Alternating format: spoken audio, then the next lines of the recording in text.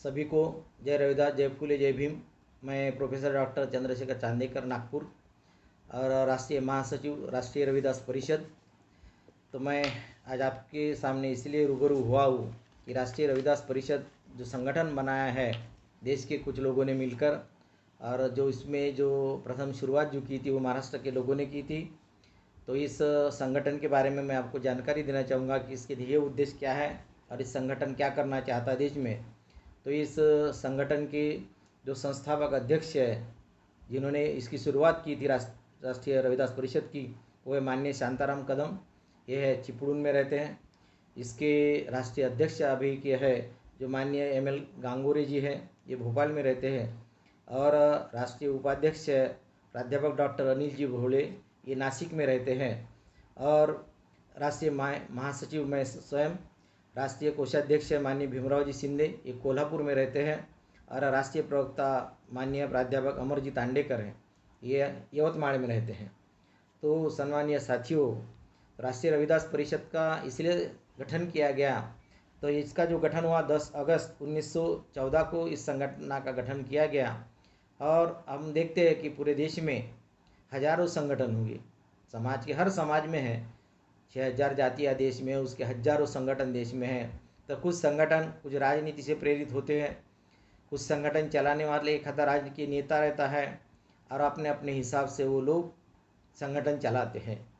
कुछ संगठन रहते हैं खुद के फायदे के लिए चलाते हैं, लेकिन समाज हित, जो समाज को स्वाभिमानी बनाना, स्वातंत्र, समता, बंधुता, न्याय की व्यवस्था इस देश में आना चाहिए, इसीलिए काम करना चाहिए।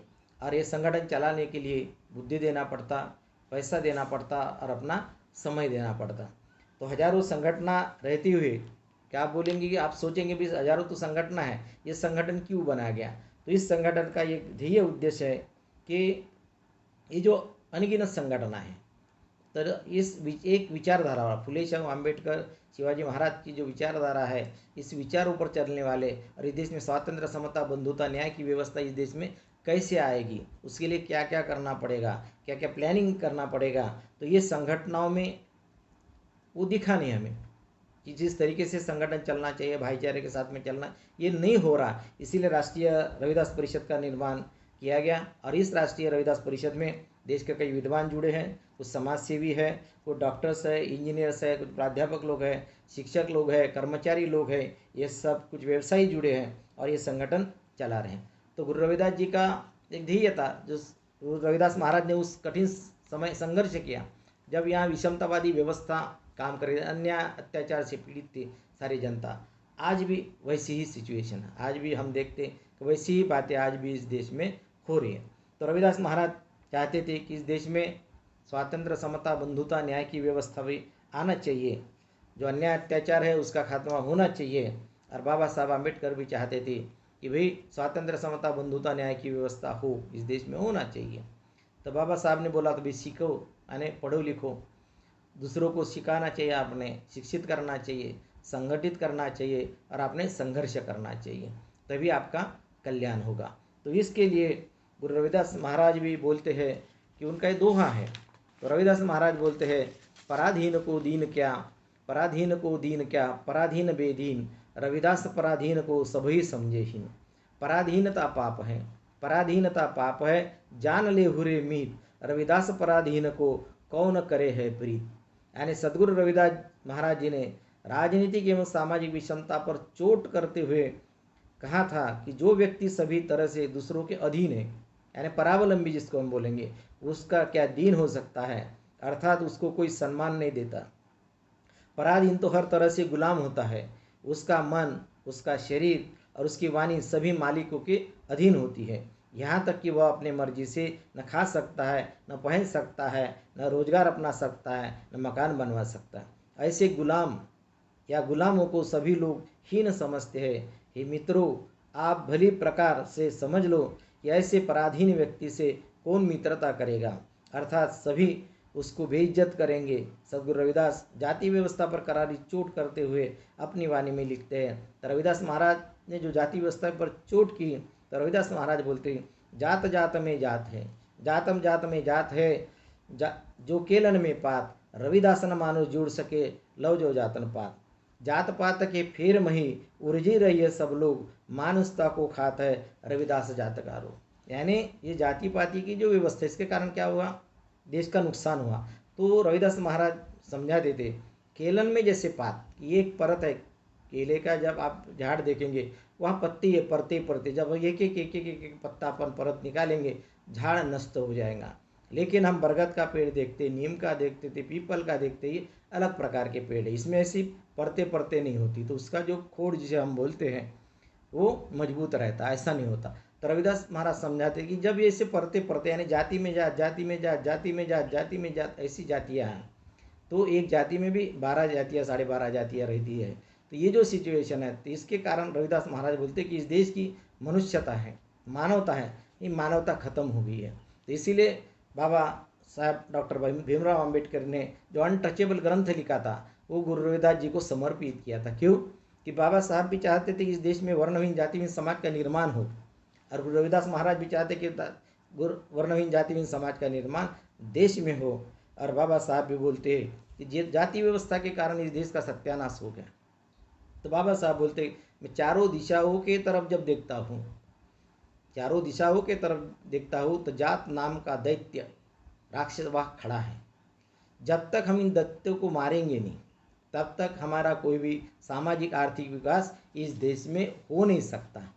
तो ये जो व्यवस्था है, इस व्यवस्था के कारण जो अन्याय अत्याचार हम देखते हैं हमारे ऊपर हजारों सालों से, सदियों से चलते आ रहे हैं, तो ये जो है इसका खात्मा तभी होगा जब इस देश में वर्णहीन जातिहीन समाज का निर्माण होगा। तो बाबा साहब ने भी अपने समय में यह आंदोलन चलाया, लेकिन दुर्दैव जिसे बोलेंगे कि आज तक भी वो व्यवस्था इस देश में निर्माण हो नहीं सकी। रविदास महाराज और चाहते थे कि ये देश कैसा हो, जाति व्यवस्था नष्ट हो। तो रविदास महाराज बोलते, बेगम पूरा शहर को नाऊ, दुख अंदोह नहीं ते ठाऊ, रविदास जो है बेगम पूरा वह पुराण सुखधाम, ऐसा चाहो राज में, ऐसा चाहो राज में, जहाँ मिले सबन को अन्न, छोटे बड़े सब सम बैठे, रविदास रहे प्रसन्न। तो रविदास महाराज बोलते, जो बेगमपुरा जैसा शहर, बेगमपुरा है जिसमें कोई गम नहीं है, दुख नहीं, कष्ट नहीं, लोगों को सुख शांति से सारे लोग रह रहे, ऐसा देश मुझे चाहिए, ऐसा देश मुझे चाहिए। और दूसरे देव में बोलते कि ऐसा चाहो राज में, जहाँ मिले सबन को अन्न, छोटे बड़े सब सम बैठे, रविदास रहे प्रसन्न। ये समाजवाद का सिद्धांत रविदास महाराज ने उस समय दिया, समाजवाद का सिद्धांत कि भाई कोई भी भूखा न सोए, कोई भी भूखा न सोए, सबको मान सम्मान मिलना चाहिए, सब समान रहना चाहिए, ऐसा देश ये निर्माण हो। तो ये रविदास महाराज ने जो संघर्ष किया, या बाबा साहब ने जो ये संघर्ष किया, तो उसका देश, उस विचारों का भारत देश आज भी इस देश में निर्माण नहीं हुआ।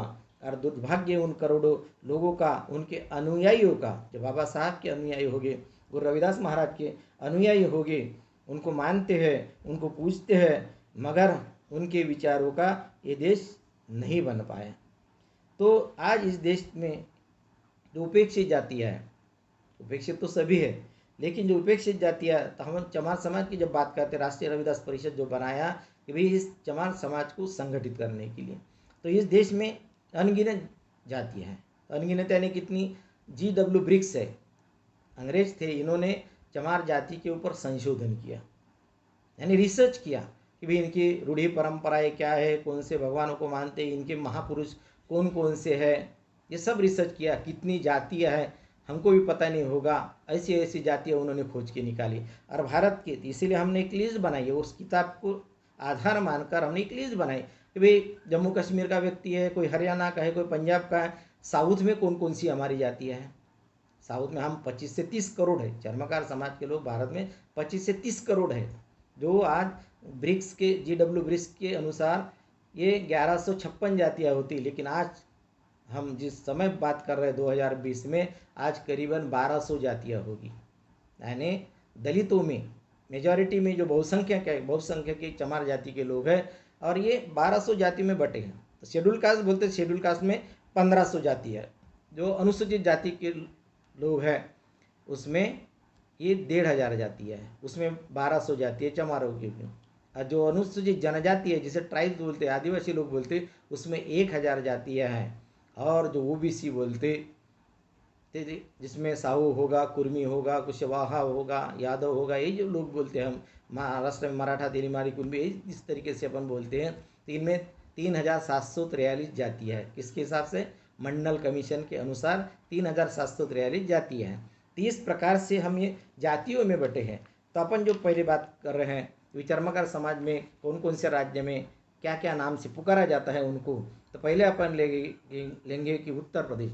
तो उत्तर प्रदेश में बोलते हैं चमार, जाटव, कुरील, अहिरवार, कोरी, जायसवार, शंखवार, डोहर, कोरी चमार, कोली चमार, धुसिया, चामकटिया, नोना चमार, रायदास, दोसाध, दुसद, लुनिया, लाइया, कैथल रंगिया, मंगतिया, चांदूर, नोना चमार, धनगर,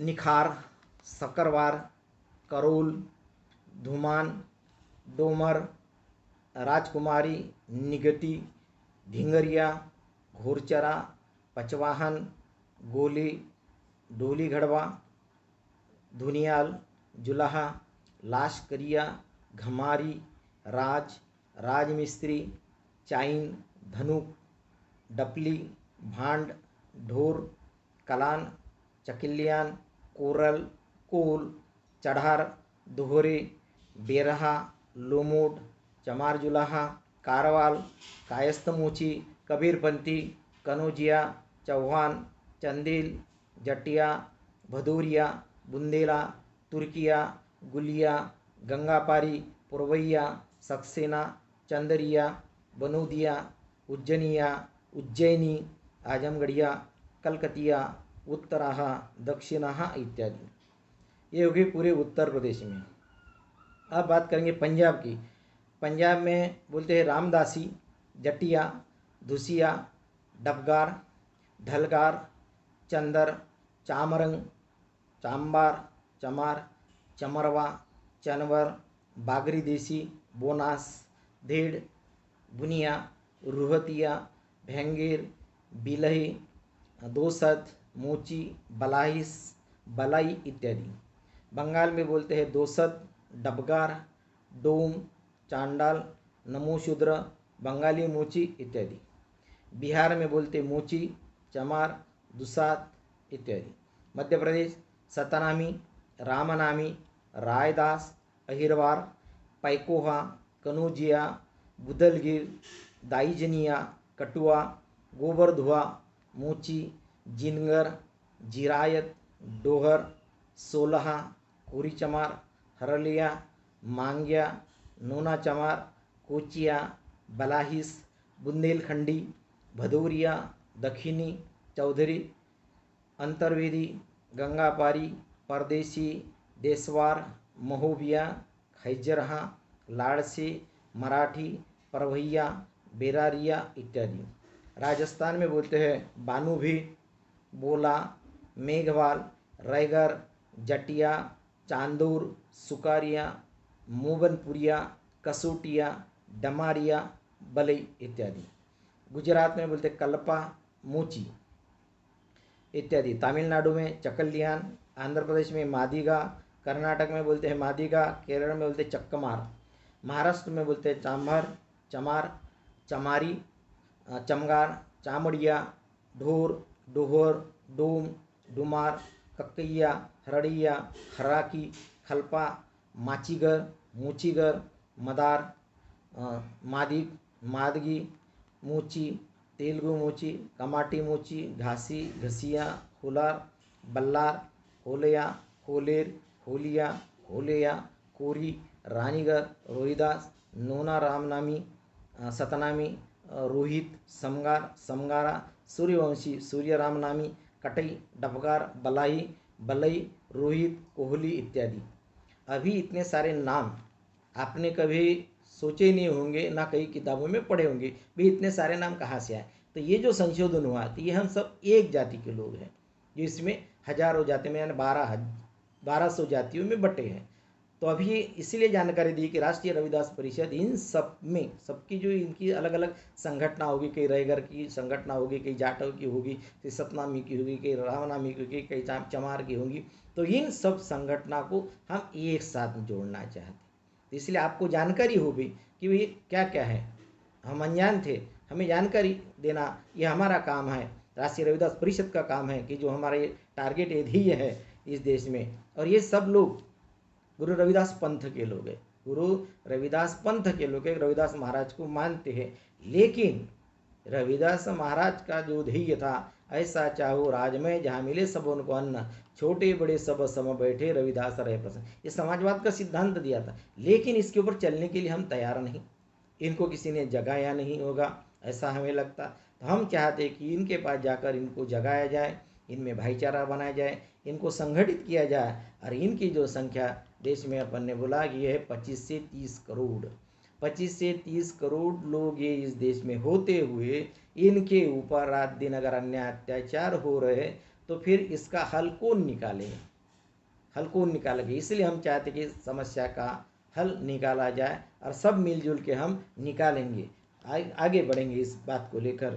तो ये जो लोग हैं तो ये तो 1200 जातियों में जो बटे हैं, तो ये कौन सी विचारधारा पे, अलग संगठना होगी, अलग अलग लोगों की अलग अलग विचारधाराएं होगी। लेकिन हम चाहते कि ये इनको एक विचार दिया जाए, ये परिवर्तन की विचारधारा इनको दी जाए, जो आज तक इनके पास ये दूर रहे होंगे परिवर्तन के विचारों से, किसी ने बता नहीं होंगे। अपने अपने क्षेत्र कोई जिले की संगठना होगी, कोई एक गाँव की संगठना होगी, कोई एक राज्य की होगी, अलग अलग अलग इसमें हम ऐसे बिखरे हुए लोग हैं। तो हम चाहते कि परिवर्तन की जो बात है, परिवर्तन की जो दिशा है, जो बुद्ध से तथागत बुद्ध से चलती आ रही, तो हमारे आदर्श होना चाहिए, हमारा विचार होना चाहिए। ये तथागत गौतम बुद्ध, महात्मा बसवेश्वर, गुरु रविदास, गुरु कबीर, गुरु नानक, गुरु घासीदास, जगत गुरु तुकाराम महाराज, शिवाजी महाराज, ज्योतिराव फुले, राजर्षि शाहू महाराज, सावित्री माई फुले, डॉक्टर बाबा साहेब आम्बेडकर, माननीय कांशीराम तथा उनके पेरियार रामास्वामी नायकर,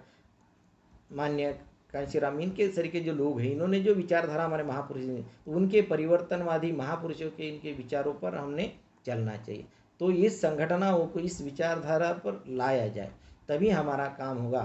और जाति व्यवस्था के कारण जो नुकसान हुआ, क्या क्या हुआ अभी, तो जाति व्यवस्था के कारण ये महापुरुषों ने, संत महापुरुषों ने बताया, एक परिवर्तन का रास्ता दिया, लेकिन हम परिवर्तन के रास्ते के ऊपर नहीं चले, इसीलिए हमारा नुकसान हुआ। तो जाति व्यवस्था के कारण भारत की क्रांतिशीलता, भारत की क्रांतिशीलता, गतिशीलता और प्रगतिशीलता नष्ट हो गई है। तो इस जातिवाद के कारण भारत की क्रांतिशीलता, गतिशीलता और प्रगतिशीलता नष्ट हो गई है। तो पूरे भारत को अगर क्रांतिशील करना है, गतिशील करना है, ये भारत की अगर प्रगति करना है, इस जाति व्यवस्था के ऊपर प्रहार करके उसको नष्ट करना पड़ेगा। वर्णहीन जातिहीन समाज का निर्माण इस देश में करना पड़ेगा, ये हमारा ध्येय होना चाहिए और ये राष्ट्रीय परिवर्तन परिषद का ध्येय है। तो राष्ट्रीय रविदास परिषद द्वारा इनमें सभी ये जातियों के संगठनों में भाईचारा बनाकर देश हित में काम करना किया जाएगा और बहुजन मुक्ति का आंदोलन इस देश में चलाया जाएगा। तो 12-13 फरवरी 1938 में महाराष्ट्र के मनमाड़ में, महाराष्ट्र में मनमाड़ है एक शहर है, तो मनमाड़ के रेलवे कर्मचारियों के सामने बाबा साहब ने एक भाषण दिया था। तो बाबा साहब भाषण करते हुए बोले थे, उन्होंने कहा था, क्या हम पर हो रहे जुल्म और वेदना वास्तविक है क्या नहीं, हमारे ऊपर हो रहे जुल्म, हमारी जो वेदना है ये वास्तविक सत्य है या नहीं है। दूसरा प्रश्न बाबा साहब ने किया कि अगर हमारे दुखों में सत्यता है तो उसका निर्मूलन करने हेतु शोषित लोगों को क्यों संगठित नहीं होना चाहिए, वो दुखों का अंत करने के लिए शोषित लोगों ने संगठित क्यों नहीं होना चाहिए भाई, ये सवाल थे उस समय बाबा साहब ने दे, कि ताकि ये कष्ट दूर किए जा सके। इस देश के मजदूरों की गुलामी की व्यवस्था को बदलकर उसके बदले ऐसी व्यवस्था निर्माण करना होगा जो स्वतंत्रता, समता और बंधुता पर आधारित होगी। यही तुम्हारा ध्येय होना चाहिए। इसका अर्थ यानी तुम्हें नया समाज पुनर्स्थापित करना होगा। इसीलिए मैं कहता हूँ कि यही कामगार वर्ग का प्राथमिक कार्य है और उन्हें पुनः निर्माण का कार्य शुरू करते जाना चाहिए। यानी बाबा साहब को जो अपेक्षा थी वो किससे थी, कर्मचारियों की थी। जो अधिकारी लोग जो समाज की रिजर्वेशन लेकर अपने बड़े बड़े अहदों पर बैठे हैं, अधिकारी बने हैं, प्रोफेसर बने हैं, डॉक्टर बने हैं, इंजीनियर बने, इनसे बाबा साहब को अपेक्षा थी कि इन लोगों ने अभी व्यवस्था परिवर्तन का काम चालू कर देना चाहिए। लेकिन इन लोगों ने अभी तक व्यवस्था परिवर्तन का काम नहीं हुआ। जो किसी ने भी किया होगा एक छोटे पैमाने पर रहा, या पूरे देश में वो काम नहीं हो सका। अपने हिसाब से कई लोगों ने ये काम करने का प्रयास किया, लेकिन अंतिम ध्येय तक हम नहीं पहुँचे। तो आज दलित की हम संख्या की जो बात करेंगे, आज दलित की आबादी जो अनुसूचित जाति है, जिसको दलित बोलते हैं, वो 1,500 जाति है। उसमें 1200 के करीब ये चर्मकार समाज की जातियाँ हैं।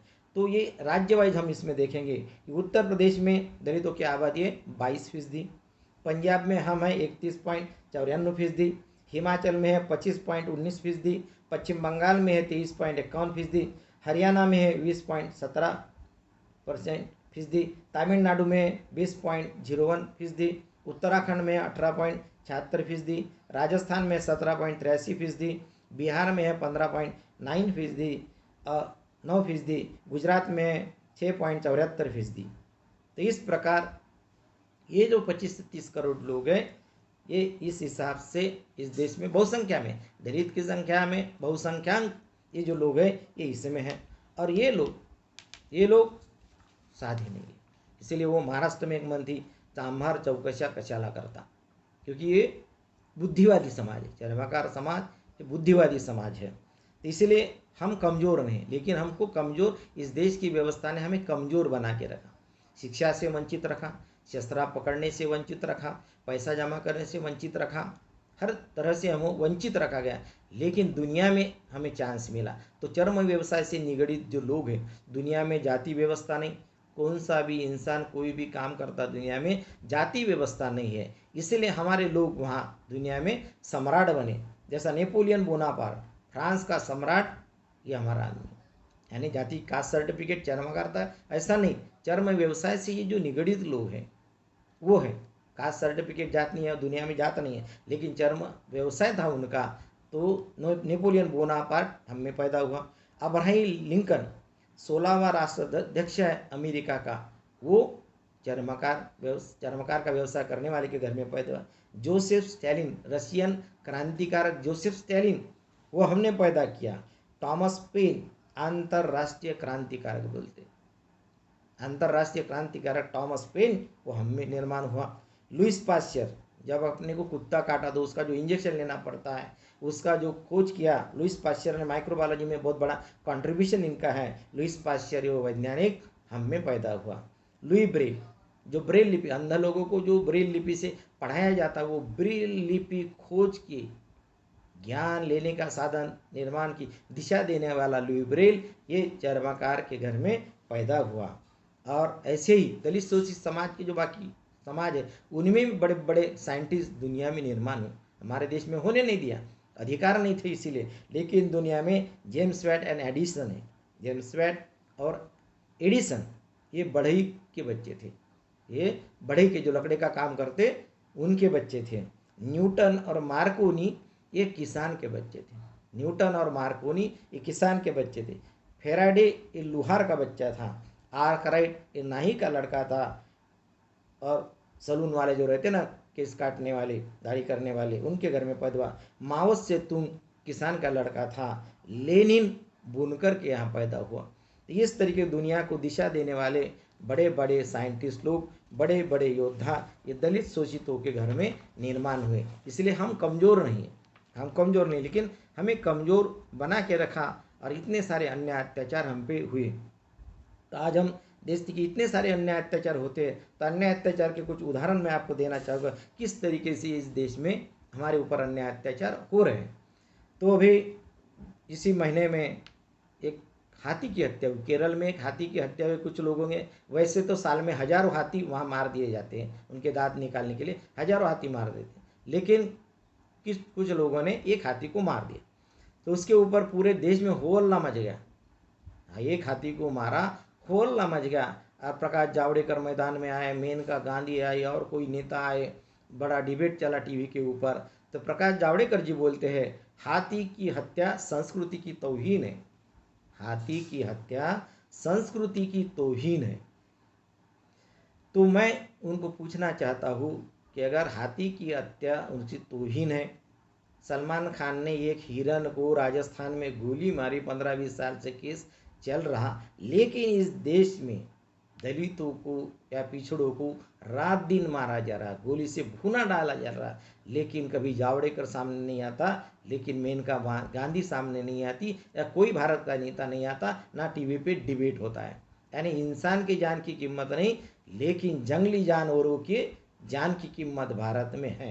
ये जो देश है, अभी हमें गौरक्षा के माध्यम से इस देश के मुस्लिमों को पीटा गया, इस देश में चमारों को काटा पीटा गया, ऊना कांड हुआ, ऐसे कई कांड हुए।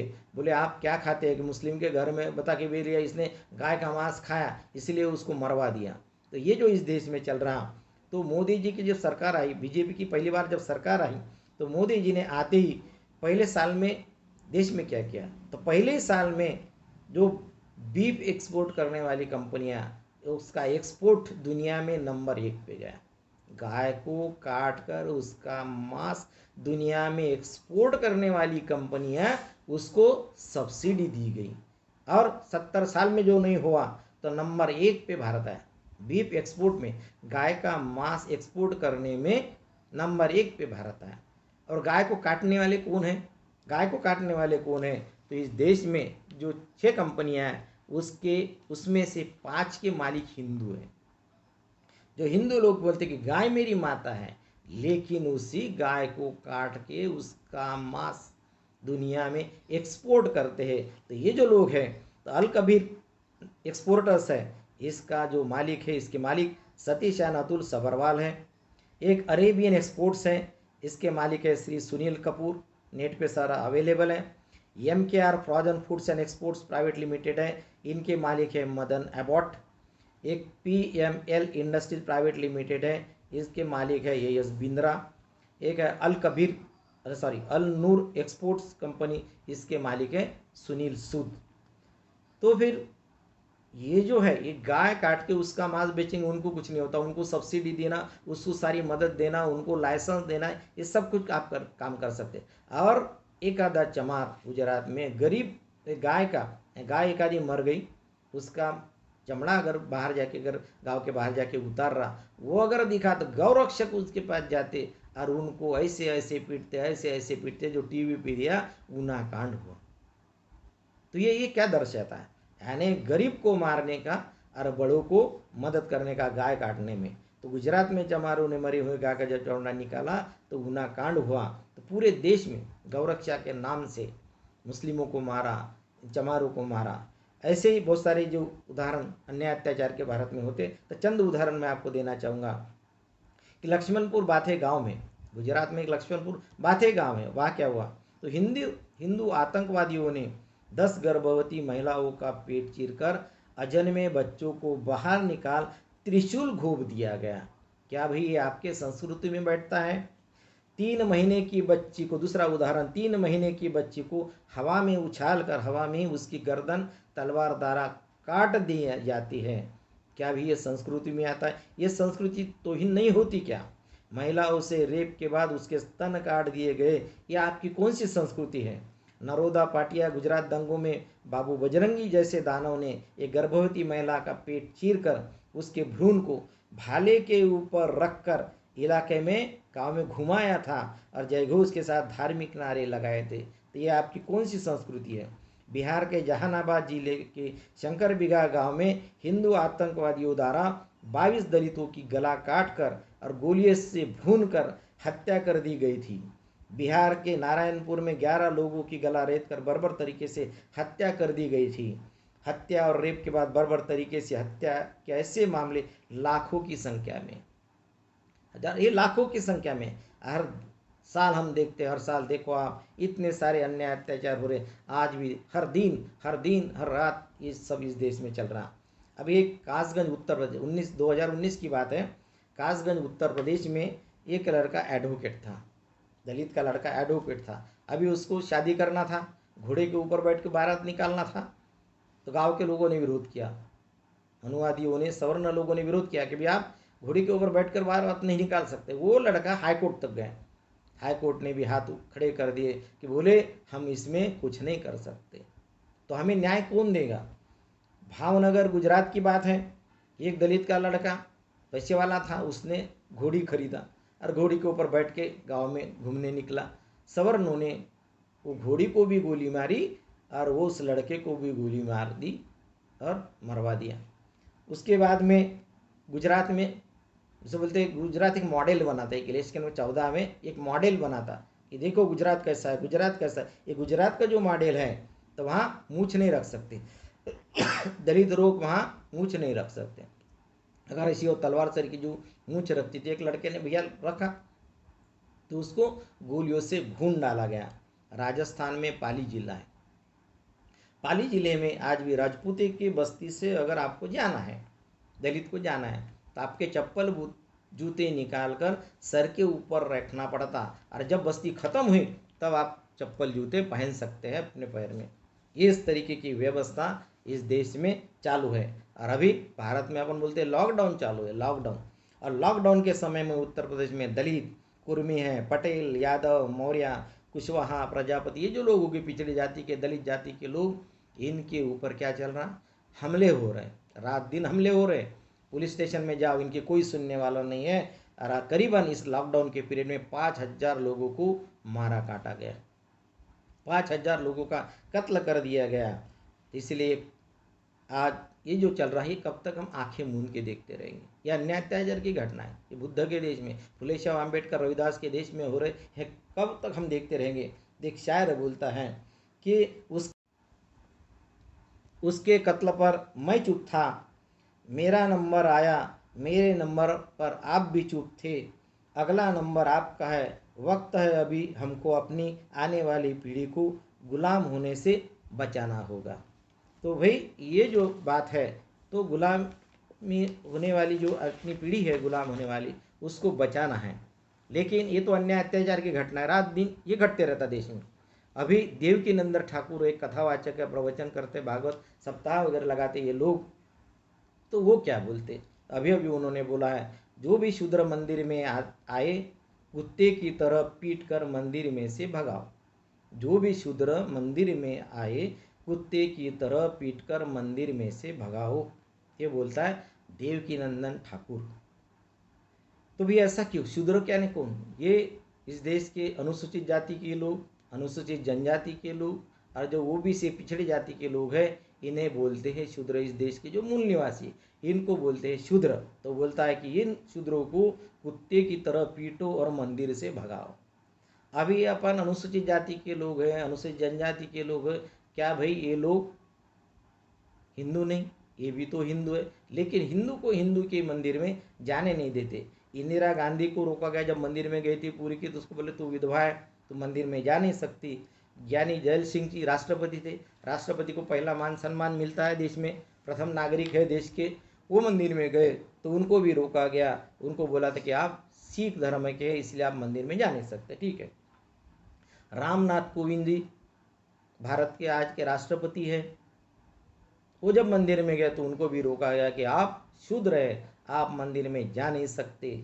तो भाई रामनाथ कोविंद का जब धर्म हम देखेंगे तो वो तो भाई हिंदू धर्म के, लेकिन उनको बोला कि आप नहीं, आप वो मंदिर के बाहर ही पूजा करो, आप मंदिर में जा नहीं सकते। तो हम खुद को अम्बेडकरवादी कहते हैं, जय भीम बोलते हैं, बाबा साहब के जयंती उत्सव मनाते हैं, लाखों की संख्या में एकत्रित होते हैं। महाराष्ट्र में दीक्षा भूमि पर पूरे दुनिया से लाखों की तादाद में लोग एकत्रित होते। लेकिन 1938 में डॉक्टर बाबा साहब आम्बेडकर ने जो भाषण दिया था व्यवस्था परिवर्तन के लिए, मनमाड़ में एक जिम्मेदारी हमारे ऊपर सौंपी थी, उस बात को अरसा हो गया, तब भी हम समाज को संगठित नहीं कर पा रहे, तो भला हम आम्बेडकरवादी कैसे हो सकते? तो इनको उन्होंने बताया था, वे बाबा साहब ने कहा था कि साम्राज्यवाद का मुकाबला अगर करना है, सभी सामाजिक संगठनों का सामायिक मंच चाहिए, संगठना विलीन करने की ज़रूरत नहीं, लेकिन एक कॉमन मिनिमम एजेंडा, एक प्रोग्राम होना चाहिए। तो ये अनगिनत संगठन है, बाबा साहब के विचारों से होंगी, फुले के विचारों से होंगी, शाह महाराज के विचारों की, शिवाजी महाराज के विचारों की होगी। तो भाई अलग अलग रह के आप कुछ नहीं कर सकते। ये उस समय बाबा साहब ने बताया था 1938 में। तो आप में भाईचारा हो, तो आप क्या करो, आप सब बैठो, आपके दुख दर्द शरीक है सभी समाज के, इसलिए आप सभी संगठनों में एक साथ में बैठना चाहिए। और एक साथ में बैठकर हम सोचे कि भी इस समस्या का हल क्या है। यह अनगिनत समस्या है। रिजर्वेशन गया, शिक्षा से हम वंचित हैं, आरोग्य के साधन हमें मिल नहीं रहे, हमारे पास में खेती के लिए ज़मीन नहीं है, रहने के लिए मकान नहीं है, नौकरियां नहीं है, यह अनगिनत सारी जो समस्या है।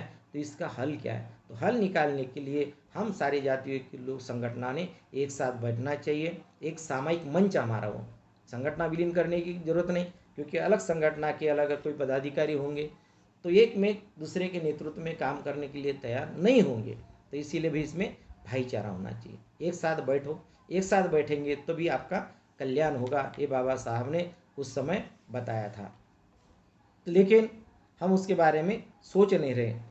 तो भारत की आज़ादी के लिए जिन भी लोगों ने संघर्ष किया, हमारे महापुरुषों ने संघर्ष किया था, उसमें सरदार शहीद उधम सिंह, माता दीन भंगी है, उदयिया चमार है, मदारी पासी है, बाके चमार है, रमापति चमार है, महिंगू राम, आदिवासी रघुनाथ महतो, ताना भगत, झलकारी भाई, तिलक मांझी, टंट्या भील आदि बहुजन समाज के साथ नेताजी सुभाष चंद्र बोस, भगत सिंह, अशफाकुल्ला खान, चंद्रशेखर आज़ाद, राम प्रसाद बिस्मिल, राजगुरु जैसे लोगों ने, लाखों शहीदों ने कुर्बानी देकर भारत को आज़ाद कराया। तो आज़ादी ऐसी नहीं मिले, लाखों लोगों को मरना पड़ा, उस समय संघर्ष करना, छातियों के ऊपर गोलियां झेलना पड़ा उन लोगों को, और ऐसे लोगों ने हमें आज़ादी दी। तो इसकी जो परिकल्पना है ये हमारे संविधान में, ये जो लोग हैं आज़ादी के जो संघर्ष करने वाले लोग, ये क्या चाहते थे? तो ये उनका जो अर्थ है वो भारत के संविधान में बाबा साहब ने लिखा है। इसका गणराज्य आना चाहिए। इसलिए बाबा साहब ने भारत का संविधान जो लिखा उसमें जो प्रास्ताविका है, तो प्रास्ताविका में लिखा है कि हम भारत के लोग भारत को एक संपूर्ण प्रभुत्व संपन्न समाजवादी धर्मनिरपेक्ष लोकतंत्रात्मक गणराज्य बनाने के लिए तथा उनके समस्त नागरिकों को सामाजिक, आर्थिक और राजनीतिक न्याय, विचार, अभिव्यक्ति, विश्वास, धर्म और उपासना की स्वतंत्रता, प्रतिष्ठा और अवसर की समानता प्राप्त करने के लिए तथा उन सब में व्यक्ति की गरिमा, राष्ट्र की एकता और अखंडता सुनिश्चित करने वाली बंधुता बढ़ाने के लिए दृढ़ संकल्प होकर अपनी इस संविधान सभा में आज दिनांक 26 नवंबर 1949 को एतद द्वारा इस संविधान को अंगीकृत, अधिनियमित और आत्मसमर्पित करते हैं।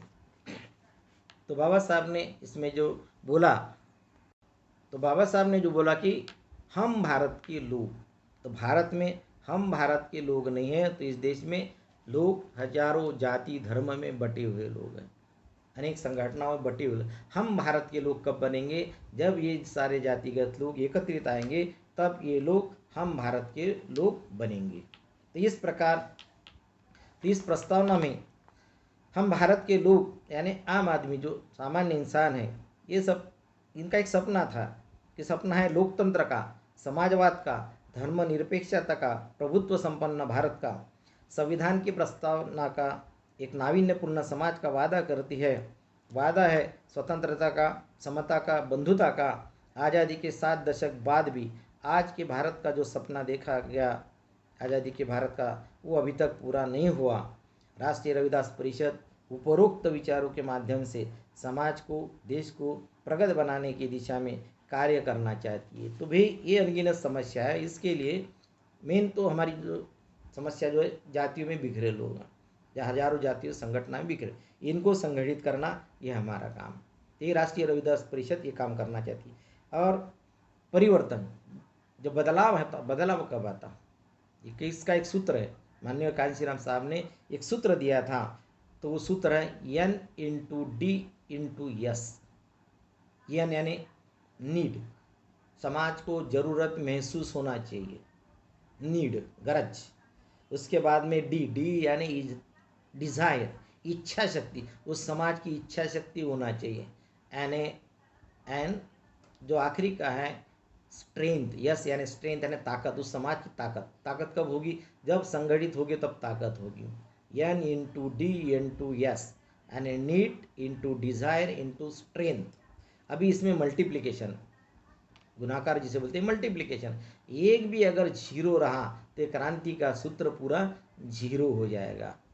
इसीलिए उस समाज को लगना चाहिए जो अन्याय अत्याचार से पीड़ित है, उसको ज़रूरत महसूस होना चाहिए कि नहीं भी ये बदलना चाहिए, उसकी इच्छा शक्ति रही चाहिए, उनकी ताकत चाहिए संगठन की, तभी ये बदलाव इस देश में हो सकता। लेकिन हम देखते हैं कि इस देश में ये परिवर्तन नहीं हो रहा, यानी कहीं तो भी हमें कमी है, कहीं तो भी हम जीरो है। अगर इच्छा शक्ति नहीं होगी, कभी ज़रूरत महसूस नहीं होती, तो कभी ताकत नहीं, ये जो कहीं ना कहीं किसी न किसी शक्ति का अभाव है, इसीलिए हो नहीं रहा। इसीलिए राष्ट्रसंत तुकडू जी महाराज ने भी बताया था, चिल्लाएगा उसका भला, चुप रहेगा मर जाएगा, संगठन करके तर जाएगा, अकेला वह डूब जाएगा। संगठन करेंगे तो तरेंगे, और अकेले अकेले रहेंगे तो आपका अंत होना तय है। तो सभी संत महापुरुषों ने सभी के कल्याण की बातें की है, लेकिन जाति का अहंकार है। हर जाति को बताया भाई तेरी जाति ऊंची है, तेरे से वो नीचा है, जरा संभल के रहना। इसीलिए हम जाति के अहंकार में रहते हुए दूसरे के पास बैठने के लिए तैयार नहीं। तो तैयार नहीं तो आपका अंत होना निश्चित है, आपके समाज का कल्याण हो नहीं सकता। तो समाज का कल्याण जब होगा जब आप लोग आपस में बैठेंगे, आप में भाईचारा होगा।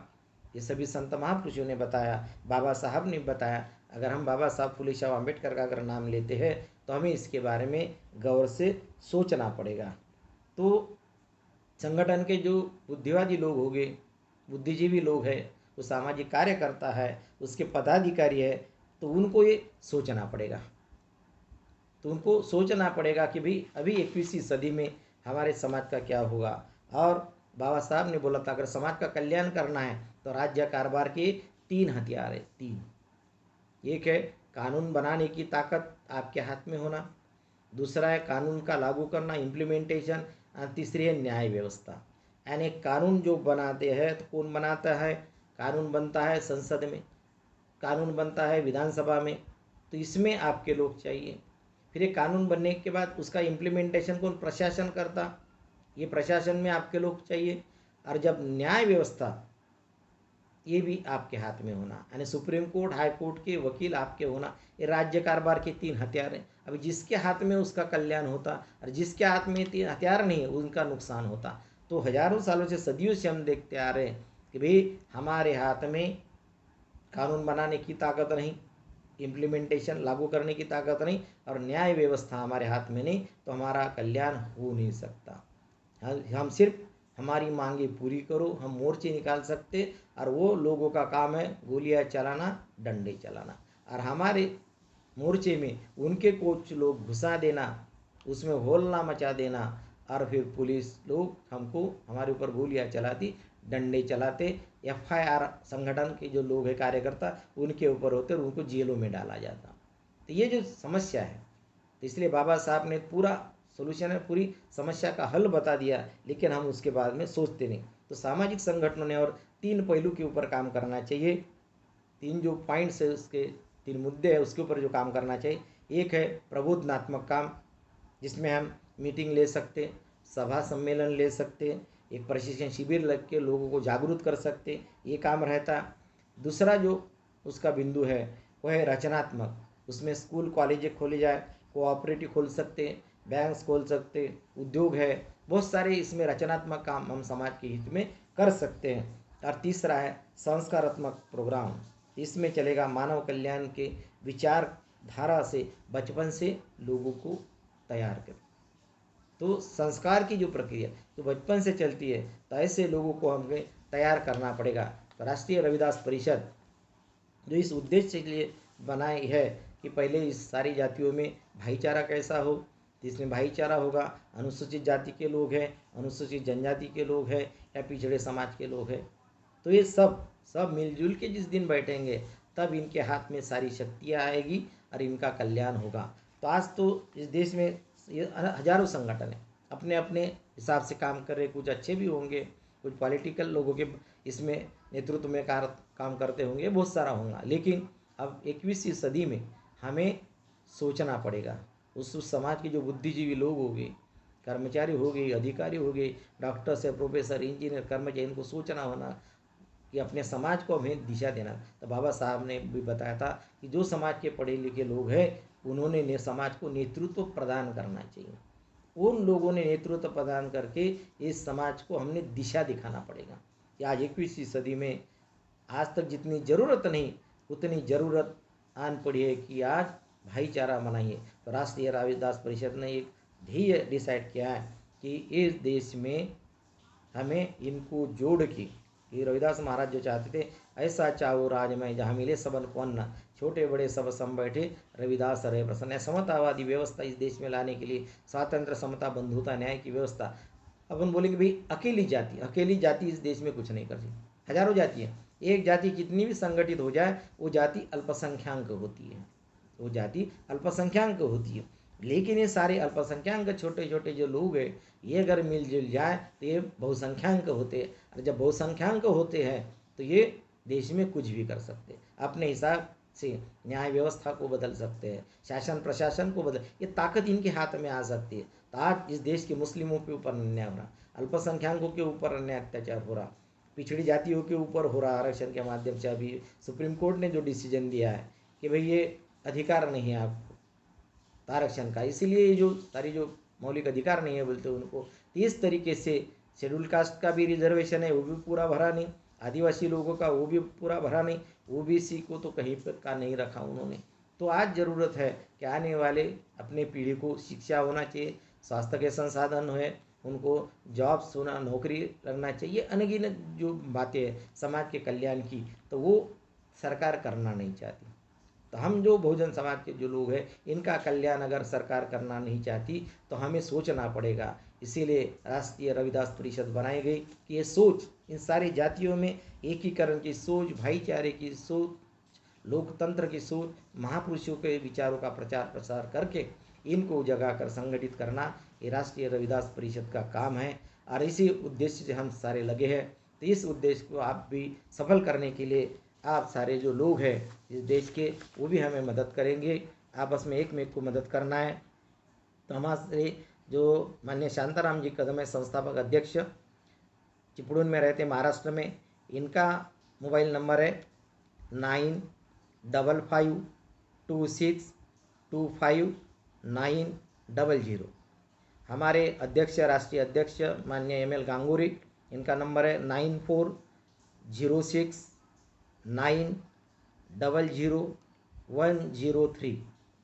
प्राध्यापक डॉक्टर अनिल जी भोड़े, राष्ट्रीय उपाध्यक्ष है इस संगठन के, इनका फ़ोन नंबर है 9423968640। और मैं प्राध्यापक डॉक्टर चांदीकर, मेरा नंबर है 8806691444। माननीय भीमराव जी शिंदे, राष्ट्रीय कोषाध्यक्ष जी है कोल्हापुर, इनका फ़ोन नंबर है, मोबाइल नंबर है 9850034281। माननीय प्राध्यापक अमरजी तांडेकर है, राष्ट्रीय प्रवक्ता, यवतमाळ में रहते महाराष्ट्र में, इनका नंबर है 7887334999। तो आपको कोई भी समस्या है या कुछ भी संपर्क करना है तो हम सभी साथियों के साथ में आप हमें संपर्क कर सकते हैं। और आपका योगदान हमें सहकार्य करें, बाकी समाज को जोड़ने के लिए आप हमारे कार्यकर्ता बने और इस समाज को जगाने में आपका योगदान दें। आपका समय, आपका पैसा और आपका बुद्धि दिमाग भी लगेगा। काम साधारण नहीं है, आसान नहीं है, लेकिन हम चाहते कि ये काम तो कठिन है लेकिन उसे आसान बनाने में हम आपका सबका योगदान चाहते हैं। जय फुले, जय भीम, जय भारत।